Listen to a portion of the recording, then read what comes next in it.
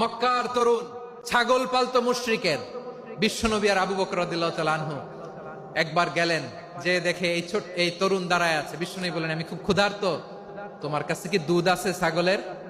আব্দুল্লাহ ইবনে মাসউদ বলে, আছে। ওয়ালাকিন আনা মুতামান, কিন্তু যে দুধ আছে এটা আমানতের, আমি দিতে পারবো না। বিশ্বনবী এইটা শুনেই তার টার্গেট করে ফেলছে।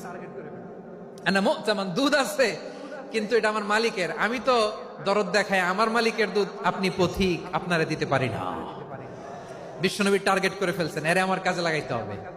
বিশ্বনবী বললেন, আচ্ছা ঠিক আছে, দুধ দিও না, কিন্তু এমন ছাগি আছে কিনা যেই ছাগির সাথে কোনো ছাগলের মিলন হয় নাই, তার ওলানে দুধও আসে নাই, বাচ্চাও নাই, এরকম ছাগির থেকে যদি আমি দুধ খাই তাহলে তো সমস্যা নাই। বলতেছে, এরকম ছাগির থেকে দুধ খাইলে সমস্যা নাই, কারণ এরকম ছাগির ওলান থেকে দুধ আসবেও না। বলতেছে, ঠিক আছে, এরকম একটা ছাগি নিয়ে আসা হলো। বিশ্বনবী বিসমিল্লাহ বলে ওই ছাগির ওলানে হাত দিলেন। হাত দিতে দেরি, পুরো ওলানটা দুধে ভরে যেতে দেরি হয় না। বিশ্বনবী আর আবু বকর রাদিয়াল্লাহু তাআলা আনহু দহন করে পেট ভরে খেলেন।